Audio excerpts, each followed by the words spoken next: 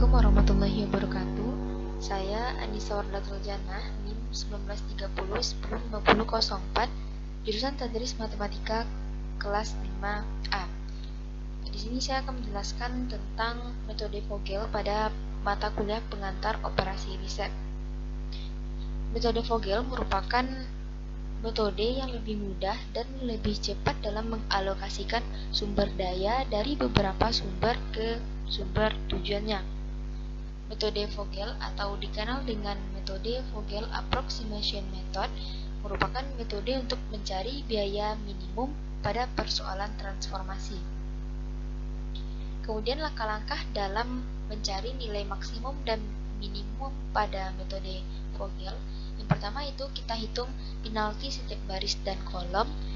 Yang kedua, pilih dua penalti tertinggi. Yang ketiga, cari sel dengan biaya terkecil pada tiap penalti. 4. Kita alokasikan sebanyak mungkin barang pada sel tersebut. Kemudian, pilih sel dengan nilai transportasi terkecil. Selanjutnya, hentikan proses bila semua barang telah dialokasikan dan jika belum mendapatkan hasil yang maksimum, maka ulangi langkah 1 dengan syarat baris atau kolomnya dengan jumlah barang sama dengan 0. Kemudian dari penjelasan sebelumnya dapat kita pahami lebih mendalam dengan melihat contoh soal berikut. 3 pabrik barang dengan kapasitas 90 ton, 60 ton, dan 50 ton hendak mengirim barang ke 3 kota dengan kebutuhan masing-masing kota yaitu 50 ton, 110 ton, dan 40 ton. Dengan tabel permintaan sebagai berikut, maka tentukanlah berapa biaya transportasi yang dapat dilakukan oleh pabrik tersebut. Nah, bisa teman-teman lihat dari tabel berikut.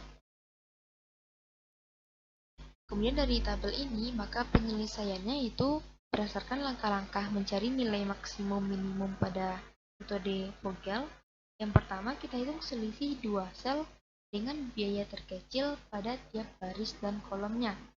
Nah, dari kolom sebelumnya yaitu pada baris pertama itu kan 20, 5, dan 8. Maka dua nilai terkecilnya itu 8 dan 5. Maka untuk langkah 1 ini kita kurangi biaya terkecil tersebut.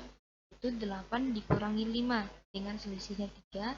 Begitupun dengan baris 2, baris 3, kolom 1, 2, dan 3. Kemudian dari hasil selisih ini kita ambil nilai selisih yang paling besar. Itu terdapat nilai 9 pada baris ketiga. Nah, kemudian dari hasil pengurangan ini kembali kita lihat pada tabel soalnya. Diperhatikan pada baris ketiga. Di baris ketiga ini kita lihat nilai baris yang terkecil yaitu terdapat pada kolom 10.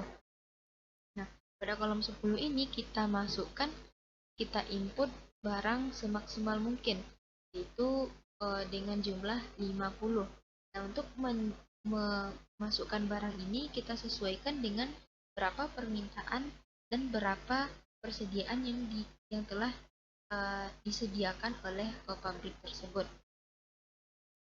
Selanjutnya, langkah kedua itu sama dengan langkah yang pertama, namun di sini kita hilangkan baris ketiga dari perhitungan karena baris ketiga telah memenuhi kapasitas barang. Nah, selanjutnya kita cari selisih dua nilai terkecil dengan menghilangkan baris ketiga. Itu baris yang ke-1 8 dikurang 5, baris 2 15 kurang 10, kolom 1 20 dikurang 15, kolom 2 20 dikurang 5, dan kolom 3 itu 10 dikurang 8. Nah, sama dengan langkah pertama, di sini kita cari selisih dengan nilai terbesar. Itu diperoleh dengan nilai 15 pada kolom 2. Kemudian kita perhatikan pada tabelnya itu pada kolom kedua. Nah, di kolom kedua ini kita cari nilai pabrik dengan nilai yang terkecil. Itu terdapat pada nilai 5. Nah, di nilai 5 ini kita masukkan barang semaksimal mungkin. Nah, untuk memasukkannya kita perhatikan dengan kapasitas dan persediaan yang telah disediakan oleh pabrik. Kemudian langkah selanjutnya itu kita cari selisih baris 1 dan baris kedua. Hal ini sama dengan langkah 1 dan langkah 2 tadi. Kita cari nilai selisih pada baris pertama, yaitu 20 dikurang 8, baris kedua 15 dikurang 10, kolom pertama 20 dikurang 15, dan kolom ketiga itu 10 dikurang 8. Nah, kemudian kita cari nilai selisih yang paling besar. Itu terdapat nilai 12 pada baris pertama. Nah, kita perhatikan pada baris pertama, kita input nilai barang semaksimal mungkin pada nilai yang terkecil. Itu terdapat pada nilai kolom 8. Nah, seharusnya kan di sini nilai terkecilnya 5. Namun di 5 ini sudah kita inputkan barang semaksimal mungkin, itu pada langkah 2 tadi. Itu barang 60. Kemudian pada nilai ini, pada baris 1, nilai terkecil selanjutnya itu terdapat pada kolom 8. Nah, kolom 8 ini kita inputkan barang semaksimal mungkin dengan memperhatikan berapa banyak kapasitas dan berapa banyak persediaan pabrik. Gitu. Kemudian langkah selanjutnya, untuk sel yang belum terisi, maka kita isikan mulai dari sel dengan biaya terkecil. Itu pada kolom 23 itu bernilai 10, diisikan sebanyak 10 ton, dan A21 kita isikan sebanyak 50 ton.